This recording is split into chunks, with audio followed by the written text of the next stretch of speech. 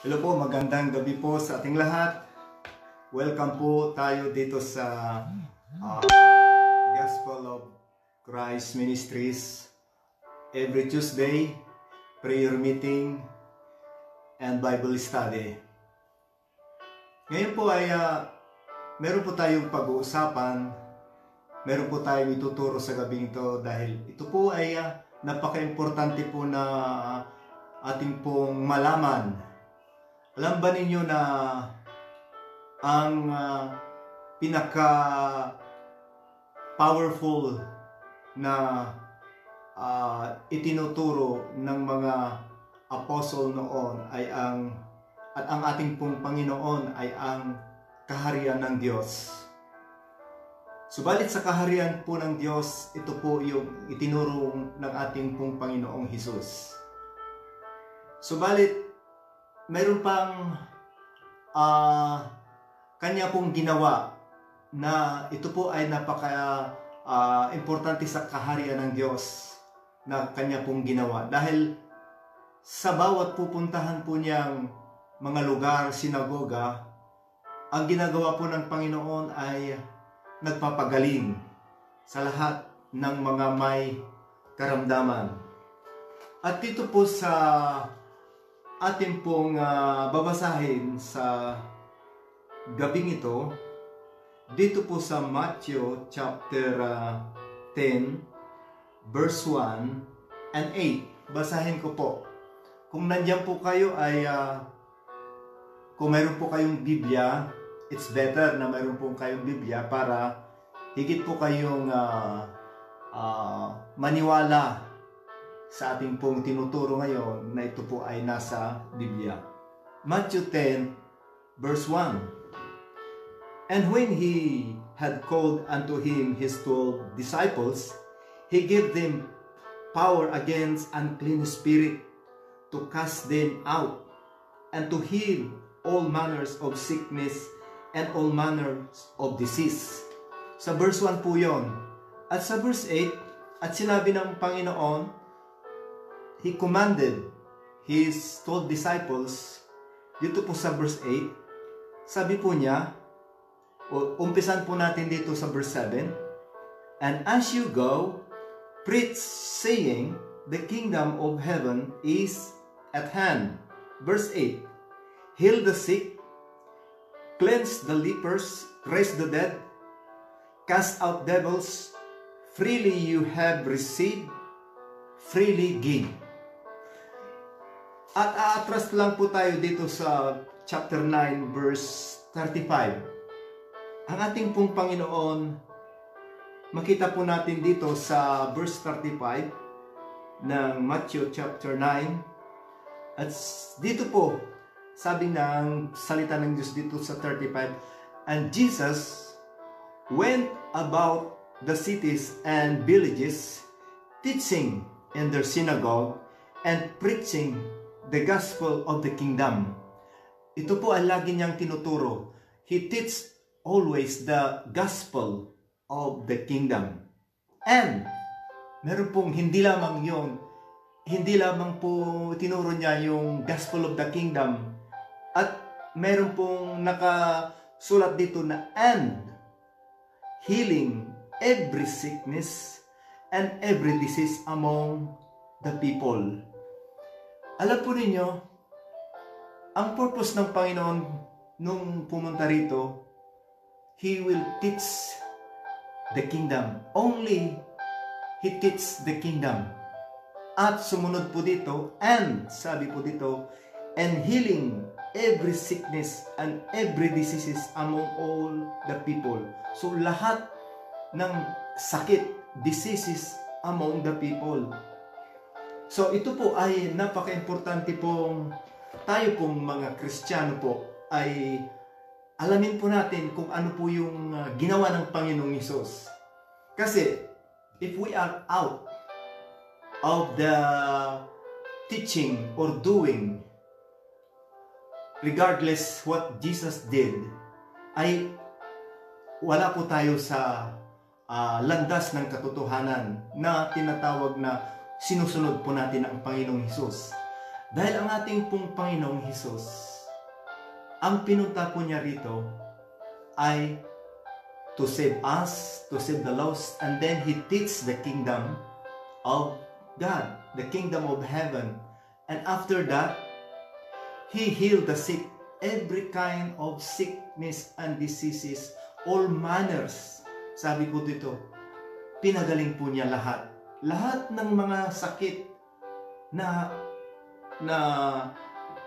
lalapit sa kanya na may sakit ay kanya pong pinapagaling. At maging yung patay na nga nabuhay pa, si Lazarus. At doon sa isang bata doon sa Nain na ang kanyang anak ay dadalhin na sa libingan at nasa lubong po ng ating po Panginoon at He have compassion. Pinagaling po niya. So, ang kagalingan o healing is God's will. Bibigyan ko po kayo ng essentials ng kagalingan o healings para ito ay matanggap po natin na buong buo ang kagalingan po natin. Dahil naniniwala po ako na ang ating pong Panginoon ay hindi po nagbabago noon, ngayon at magpakailanman, ay siya pa rin ay nagpapagaling. Kung siya noon 2,000 years ago na nagpapagaling sa mga may sakit, ngayon ay magpapagaling pa rin hanggang bukas. Dahil sa sinabi doon sa Malakay 3:6 na I am the Lord that changes not. Hindi po nagbabago ang Diyos. Tao ang nagbabago, pero ang Diyos ay hindi kailanman magbabago. Siya pa rin yun. Kung sinabi niya noon, doon sa Exodus, chapter 26, chapter 15, verse 26, na ako ang Diyos na manggagamot. I am the Lord that healeth thee. Ang manggagamot na tunay na manggagamot ay ang Diyos. Ang tunay na manggagamot ay ang Diyos. Sinasabi ko na po sa inyo. Hindi po ako against sa doctors, hindi po ako against sa mga pills o yung mga gamot. But ang totoo pong manggagamot ay ang Diyos. Alam po ninyo, hindi ko po binabaliwala ang mga doktor. But the truth is, before na mangyari po sa physical, ay mayroon na pong nangyari sa spiritual. Because the physical comes from spiritual. The origin of physical is from spiritual. So, bakit po tayo nalalang? Sino po ang naglalang sa atin? Ang Espiritu, ang Diyos. God is a Spirit. Sinabi niya doon sa Genesis chapter 1:26, let us make man in our image. In the image of God, God created male and female. So, yung Espiritu na Diyos ay nilikha po niya ang tao. So, nagmula po tayo sa Diyos. Alam ng Diyos ang bawat mga parties po natin, organs, anuman. Kaya sabi nga ng salita ng Diyos na maging sa bilang ng ating buhok ay alam ng Diyos. At sa Jeremiah, nasa loob ka pa lamang ng napupunan ng iyong ina, ay kilala ka na ng Diyos at alam na niya ang iyong futuro dahil siya ang gumawa. At sinabi na doon sa Jeremiah 29 na I have a good plans for us. He has a good plan for us to prosper us. He give us the good plans. Ngayon, naniniwala po ako na ang Diyos ay bawat isa sa atin ay mayroon pong mabuting plano ang Diyos. Hindi po nagplano ang Diyos ng masama. Walang masama na plano ng Diyos sa Kanya pong nilikhang tao. So, ibig kong sabihin, tayo po ay ang nasa isip po ng Diyos, nasa puso po ng Diyos, tayo po ay laging mabuti, masaya, at healthy. Bakit ko po sinabing healthy? Ang gusto ng Diyos sa kanya pong mga anak. Dahil, noong pumunta po ang Panginoong Hesus dito, alam po ninyo na ang ating pong Panginoong Hesus ay kapag nakikita po niya yung mga may sakit, may karamdaman, mga pilay, He have compassion. Nasa puso niya yung kanya pong habag sa lahat ng makita niyang may sakit. Alam po ninyo, ang ating pong Panginoon ay nagpapagaling sa lahat ng may sakit. Hindi i-probe na para siya ay makilala na siya ay Diyos. He doesn't heal to prove himself that he is God. No. Because his nature, yung nature po niya is a super nature. Na ang kanya pong nature ay love, goodness. Gusto niya na ang bawat isa sa atin ay mabuti. So, we are the right to be healed. Meron tayong karapatan na gumaling. Alam po ninyo, ang healing is a God's will.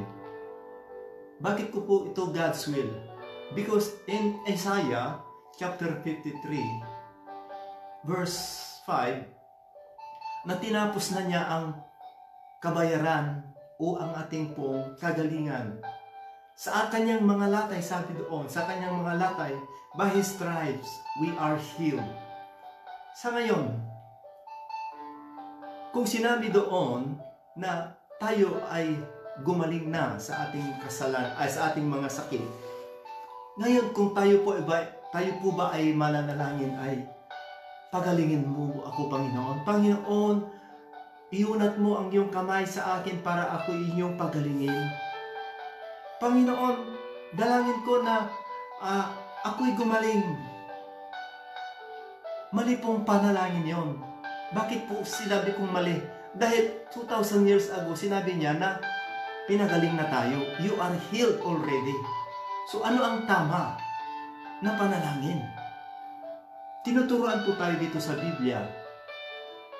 Sina Pedro ba nung sila ay inutusan na magpagaling sa mga may sakit? At the moment na nandun sila sa mga may karamdaman, sila po ba ay nananalangin muna, O Panginoong Hesus, pagalingin mo ang lumpo na ito. Panginoong Hesus, buhayin mo ang patay na ito. Sila po ba ay nanalangin noon? Mayroon ba tayong mababasa sa Biblia na yung mga disciples noon, after na sila ay pinahayo, sinabi niya, heal the sick, raise the dead, cleanse the leper? Sila po ba ay nanalangin na noon doon sa Acts chapter 3 na mayroon pong mayroon pong lumpo doon? Acts chapter 3. Para po malaman po natin dito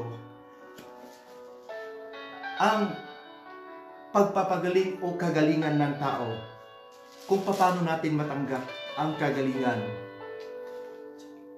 Now, sabi niya, now Peter and John went up together in the temple at the hour of prayer, being the ninth hour.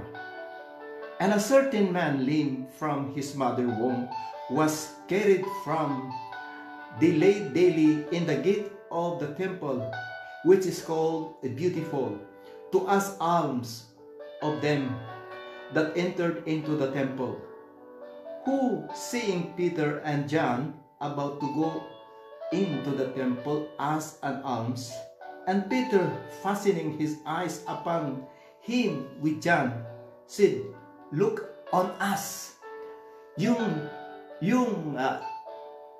lalaki doon na lumpo, sinabi ni Peter, "Tignan mo kami, look on us." Sabi niya. And he gave heed on them and expecting to receive something of them. Yung lumpo ay ine-expect niya na meron pong matatanggap na tulong o ibibigay ni Pedro at Jan. Sabi ni Pedro, then Peter said, silver and gold have I none, but such I have give I thee. Wala akong pera, wala akong silver na may bibigay sa iyo. At ang mayroon ako ay ibibigay ko sa iyo. Sinabi niya, in the name of Jesus Christ of Nazareth, rise up and walk. Sinabi po niya, ano ang mayroon ako ibibigay ko sa iyo. Si Pedro ba ay nanalangin, Panginoong Jesus, pagalingin mo itong lumpo na ito. Iunat mo ang iyong kamay para ito ay lumakad. Nanalangin ba sila? Hindi, dahil ibinigay na ng Panginoon sa kanila, ang kagalingan ay tapos na. Kaya ang sinabi na, He commanded him to heal the sick, raise the dead. So si Pedro, sa John, alam nila na yung kagalingan ay tapos na, ginawa na. Kaya nga ang sinabi lamang ni Pedro at John, in the name of Jesus Christ of Nazareth, rise up and walk. Sinabi lang, He command to stand up and walk. Tumaas ba? Gumaling ba ang lem? Gumaling. Bakit po? He gave it already, the authority, sa kanyang mga disciple, at yung healing ay tapos na doon sa Isaiah 53, verse 5 na, by His stripe you are healed. So yung kagalingan ay tapos na noong 2,000 years ago pa. Kaya nga, kung manalangin tayo, hindi na yung, pababain mo ang Panginoon para pagalingin ang sakit. You ask God na yung kanyang kamay ay ipapatong na ano. Ano ang sabi niya sa kanyang salita? I give you the power. Binibigay ko sa inyo ang kapangyarihan na magpagaling ng may sakit. Ibig sabihin, nasa atin na. Sa lahat ng mga tumanggap ay nasa kanya na ang power. Ano ang sabi doon sa Romans 8, chapter 11? Basahin ko po. Romans chapter 8, verse 11. Romans chapter 8, verse 11. Basahin ko po. Sabi niya dito, but if the Spirit of Him that raised up Jesus from the dead dwell in you, He that raised up Christ from the dead shall also quicken in your mortal body by His Spirit that dwell in you. Ibig sabihin, kung yung Espiritu na nagbuhay o nagbigay buhay sa katawan ni Kristo na patay na noon, at the same Spirit na yung nasa atin, it dwell in us, He will quicken our mortal bodies. Ibig sabihin yung quicken, He will quicken, He will make alive, He will heal every disease. Pagalingin po niya lahat ng hindi magaling sa iyong katawan. Kayang pagalingin dahil yung Espiritu na bumuhay kay Kristo noon 2,000 years ago, the same Spirit na nasa atin. He said that the same Spirit will quicken your mortal bodies. Ibig sabihin, the ability of that Spirit who can raise up the dead, can heal the sick, is the same Spirit na nasa atin. Kung nasa atin na ang Espiritu ng Diyos, nasa atin ang Panginoong Diyos, dahil sinabi niya doon sa Matthew chapter 28 na, lo, I am with you always till the end of the ages. Nasa inyo ako. Nasa atin ang Panginoon. Ngayon, kung nasa atin ang Panginoon, tatawagin natin sa langit. Panginoong Hesus, tinatawag mo. Sabi niya, nasa iyo ako, nasa loob ako, na inyong katawan. Dahil yung katawan ay templo ng Espiritu Santo. Itong katawan na ito, nandito ang Espiritu Santo. Templo. Tatawag ka sa Diyos, nandito sa iyo. Itong katawan na ito, dito siya nananahan. He dwells in us. Why you ask healing to God? And He gave it already the authority in us. Yung authority na itinuro niya dito, I gave you the authority to heal the sick. Yung policeman ba, a policeman, kung idinala doon sa traffic aid, yung trap sa traffic, kapag siya nagta-traffic o siya itinatawag pa ba niya sa kanyang commissionaryong officer ang kanyang gagawin? Kung ito ay mumultahan niya, kung ito ay lahat ng kanyang gagawin ay itatawag pa niya sa kanyang officer? No! Lahat ng mga authority ng police pag nandun na siya, kung kaya niyang istapin lahat, kaya niyang istapin sa kanan, sa kaliwa, kung gusto niyang i-istapin ang mga sasakyan, he had the authority because the commissioner has already given yung tsapa. Yung tsapa na yun ang tinitignan nila na mayroon siyang authority. Na anuman ang kanyang i-stop, gaano man kalaki ang mga sasakyan na lalapit sa kanya, pag iginanon niya ang kamay ng isang pulis, gaano man kalaki na truck na yan, ang truck na yan ay hihinto. They will respect the police, the authority of the police. Ganon ang Kristiyano na ibinigay na sa atin. Sabi niya, to tread down the enemy. Sa Mark 16, sabi po sa Mark 16, basahin po natin. Mark 16, chapter 16. Para po tayo ay magkaroon ng malakas na pananampalataya. Para po tayo ay higit pang manalig at matanggap ang tunay na kagalingan na nagmula sa ating Panginoon 2,000 years ago.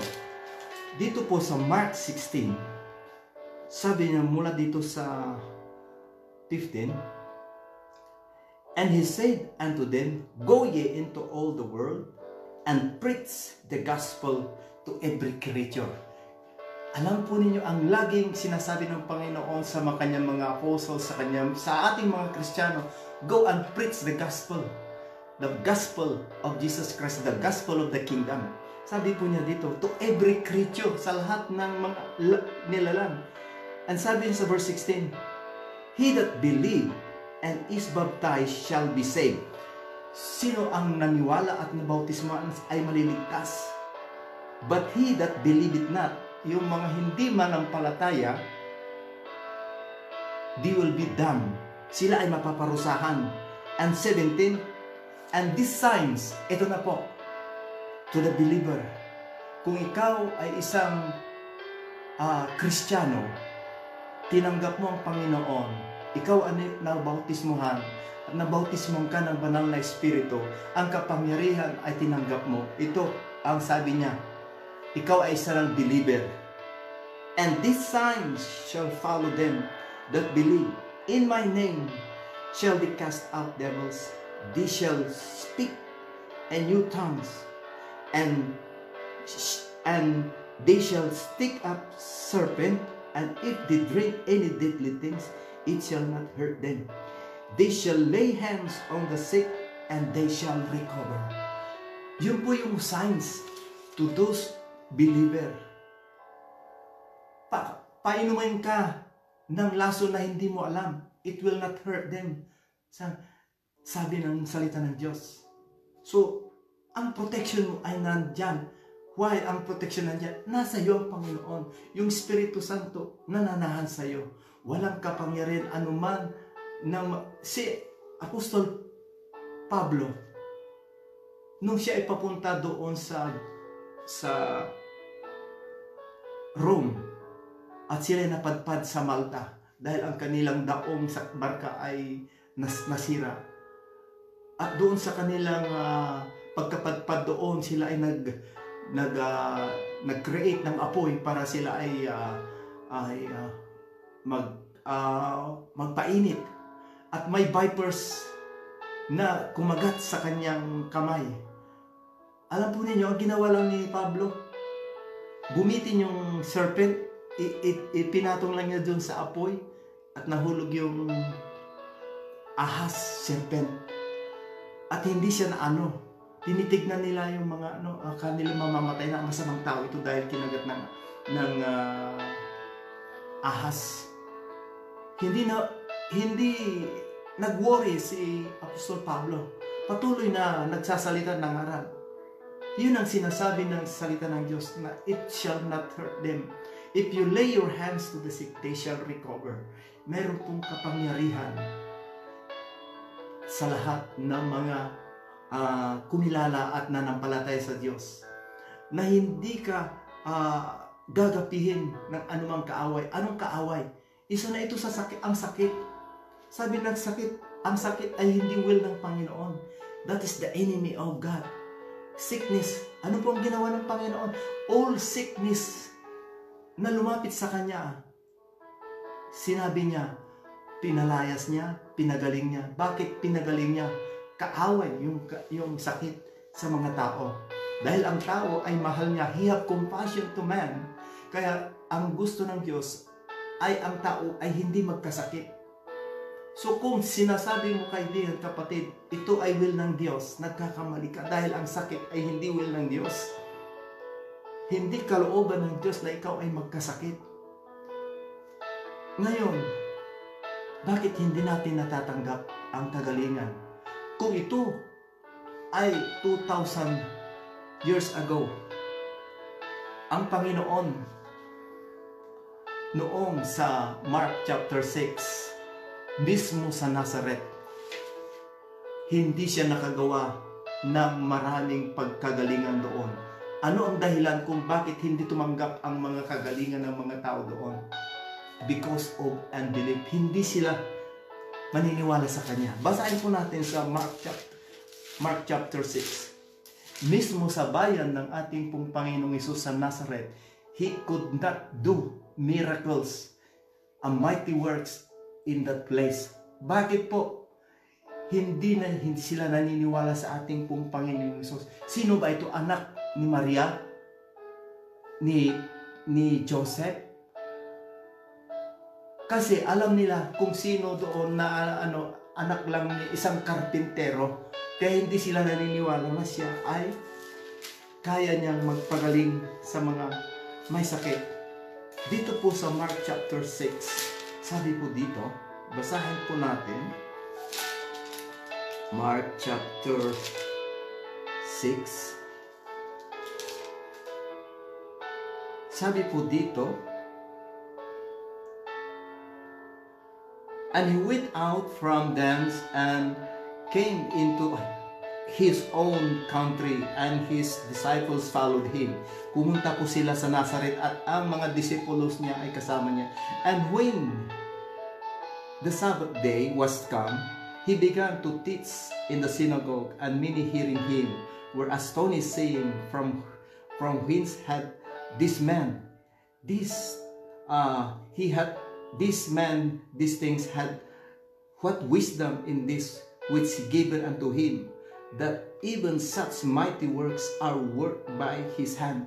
Nagtaka sila na sino ba itong tao na ito, at meron siyang katalinuhan at nakakagawa ng kababalaghan. Sabi nila, is not this the carpenter's son? Di ba ito yung anak ng carpenter? Sabi ng verse 3, dito sa verse 3, is not this the carpenter's, the son of Mary, the brother of James, and Joses, and Judah, and Simon?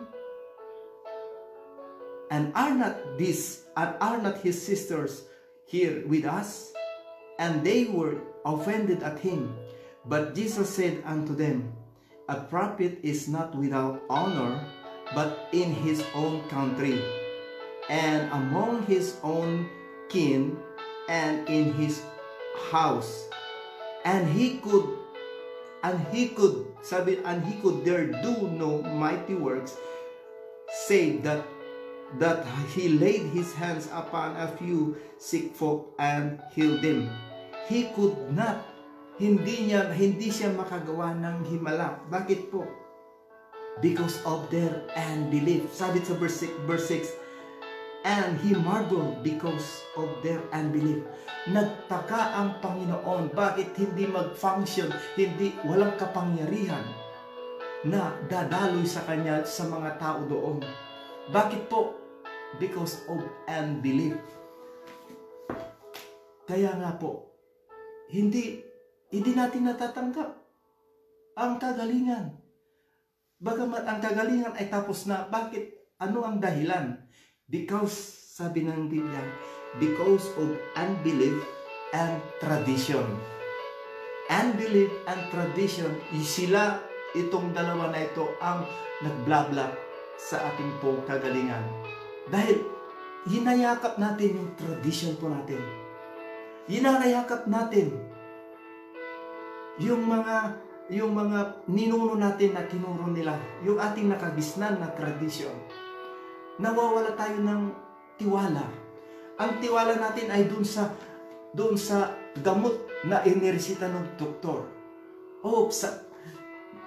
Ito naman ay ano ng doktor. Doon ka na nanampalataya sa gamot. Ang Panginoon, gusto niya yung believe mo sa Kanya, yung 100% na believe mo sa Kanya. Iti-testimony ko lang ang aking buhay.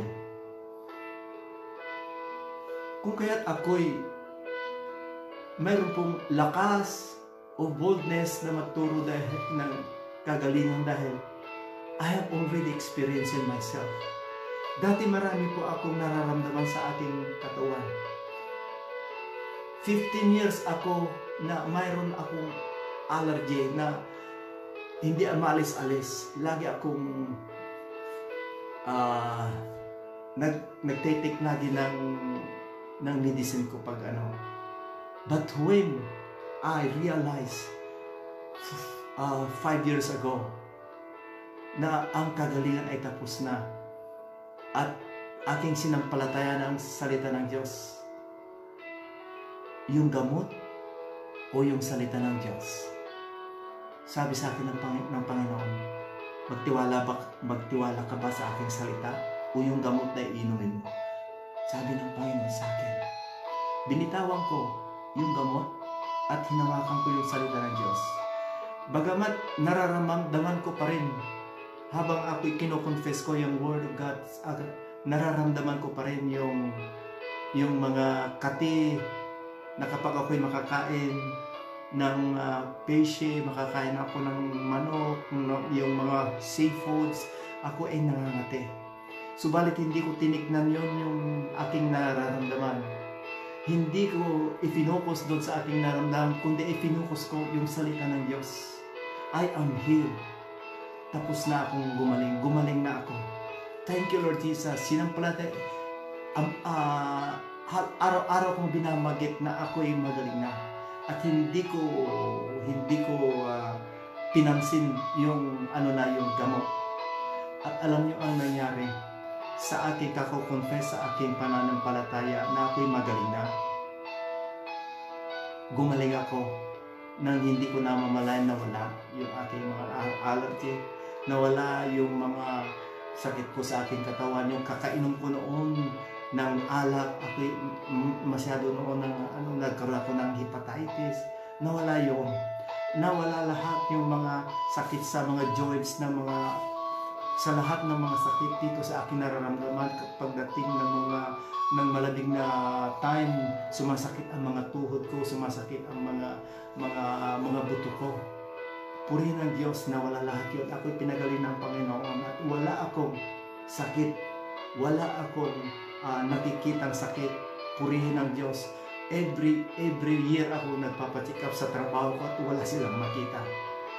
Purihin ng Diyos dahil sinabi ko sa inyo na kapag hawakan mo ang salita ng Diyos, ikaw ay pagpapalaya ng Diyos. At hindi lamang yan sa mga taong nananampalataya at humingi sa atin ng prayer request because they believe that God is working in my life. At marami ang gumaling. Maging sa telepono, maging sa video, kapag sila ay naniniwala at nanampalataya sa salita ng Diyos, sila ay gumagaling. Kaya nga, wala pong imposible sa Diyos. Wala po. Dahil ang salita po niya ay totoo. Panghawakan mo ang salita ng Diyos, ito ang katotohanan. Don't believe what you feel.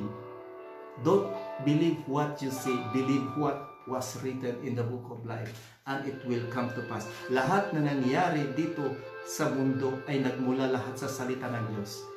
Everything that is manifested materially, it comes from the Spirit of God. It comes from the Word of God. The Word of God is truth. Kung naniniwala kung meron kang nararamdaman, manampalataya ka. Panghawakan mo ang salita ng Diyos. Kung meron kang pananampalataya, hindi ko sinasabi na tularan mo ako. Kung meron kang pananampalataya, hawakan mo yung salita ng Diyos. Hindi yung gamot. Ang gamot ay pang-reliever lang yan. Pero ang tunay na kagalingan ay nagmumula sa salita ng Diyos, sa salita ng Diyos. He will heal you from the root hanggang sa kailaliman, hanggang sa kabuuan. Papagaling ka ng Panginoon. Yun po ang tunay na kagalingan. Pag nagmula sa Diyos, hindi nagkukulang ang Diyos ang kagalingan. Complete ang kanyang ibibigay sa atin na kagalingan. Purihin po ang Diyos sa oras na ito. Tayo po ay mananalangin. Sa lahat ng mga nanonood ngayon, kayo po ba ay naniniwala, if you believe, sabi ng salita ng Diyos sa isang bulag, Jesus, Son of David, have mercy on me. Have mercy on me. Ano ang gusto mong gawin ko sa iyo? Gusto ko makakita. Receive your sight, sabi ng Panginoon. Tanggapin mo. So, ang Diyos ay tatanungin ka ngayon, ano ang kaya ang gusto mo? Ano ang gusto mong sa Diyos? Kung gusto mong kagalingan, 2,000 years ago, pinagkalob na sa iyo ang kagalingan. Pasalamatan mo, tanggapin mo yung kanyang salita. Manalangin tayo, pasalamatan natin na yung kagalingan na yun ay matanggap mo. By faith, matanggap mo. Because 2,000 years ago, He had already given to us that healings. Hindi na magmumula sa langit, kundi ang kagalingan ay nandito na sa atin. Ibigay na niya sa atin, nasa atin yung kagalingan. You have to confess in your faith. Kaya panampalataya ka. Do you believe, sabi ng Panginoon, sa lahat ng mga lumalapit sa Kanya, do you believe that I can do this? I believe. So, through your belief from the Word of God, God is already done healing to your body. Manalangin tayo. Sa lahat ng mga may karamdaman, salamat po, Ama, sa kagalingan 2,000 years ago. Sa lahat ng mga may karamdaman ngayon, pinapasalamatan ko, Ama, na sila ay lalakad na walang sakit. Kung ano man ang kanilang kahinaan, tinanggap na nila pa, Panginoon, ang kanilang kalakasan. Ang kagalingan ay tinanggap na nila 2,000 years ago. By your stripe, Lord Jesus, we are healed. So right now, I speak healing to your body. Receive it right now. I command that body to be healed in Jesus' mighty name. I release life to them. I release life and healing to you in the name of Jesus Christ of Nazareth. Rise up and walk and be healed. Receive it right now by faith. Kung meron kang karamdaman na hindi mo maigalaw, na noon ay hindi mo kaya, why don't you act faith right now? Kung hindi mo maigalaw dati ang iyong kamay, igalaw mo ngayon din sa pangalan ni Jesus. Receive it right now. Kung hindi ka makatayo, why don't you act faith na ikaw ay tatayo? Gawin mo ang hindi mo nagagawa. Dahil kung mayroon kang pananampalataya in the name of Jesus, stand up and walk. Rise up and walk, sabi ni Peter doon sa Lemman, doon sa beautiful gate, doon sa temple. Rise up and walk. Yung hindi niya nagagawa na siya itatayo, pinatayo niya. Ano bang nangyari? Tumayo. Kung hindi mo maikwilos ang iyong kamay, iunat mo ang iunat mo ang iyong kamay. Sabi ng Panginoon na kamay, stretch out your hand. Stretch out your hand. Tumayo ka. Sabi ng Panginoon, sa pangalan ni Jesus, I give praise. I give glory to God. Your healing right now in Jesus' mighty name. Receive it in Jesus' mighty name. Sa lahat na nangangailangan ng financial, you are rich. Our God, our Lord Jesus Christ is rich. He came here on earth to become poor that we might become rich. Tayo ay pinayaman niya na ang ating pong Panginoon na mayaman, naging maralita para tayo ay yumaman. Ang Panginoon ay binigyan niya na lahat sa atin. He gave us everything. It is finished, sabi po niya doon sa cross. We have received the healing. He blessed us. Everything that we need, He released it already. Kung maniniwala ka, just speak your need. Sabihin mo, thank you Lord that you blessed me. Thank you Lord that you healed me. Thank you Lord that I received miracles. Thank you Lord that I am forgiven. Thank you Lord that I am a child of God. Thank you Lord. Just thank Him and receive it right now in Jesus' mighty name. Purihin po ang Panginoon. Napakabuti po ang Diyos. Naniniwala po ako na mayroon pong ginawa ng Diyos na miraculous ng ating pong Panginoon. Sa mga pusong may duda, I rebuke that doubt in your heart in Jesus' mighty name. And believe I command it to go in Jesus' mighty name. And wisdom and knowledge I release to you right now in Jesus' mighty name. Receive it right now. Knowledge and wisdom from the Lord Jesus Christ. Amen and amen. God bless you. And hanggang sa susunod muli po, mahal po tayo ng Diyos. Mahal na mahal po tayo. Isipin po natin lagi na tayo po ay mahal ng Diyos. We are blessed. We are blessed. Sabi po niya dun sa Ephesians chapter 1. We are blessed in all spiritual blessings in heavenly places. So you are blessed. We are blessed. Sabihin mo lagi sa iyong katawan, sa iyong sarili, I am blessed. I am blessed. Speak positive. Speak positive, not negative. Speak your mouth. Goodness of God, not negative. Because negative is not from God. Speak words that comes from God. And God bless you. Amen and amen.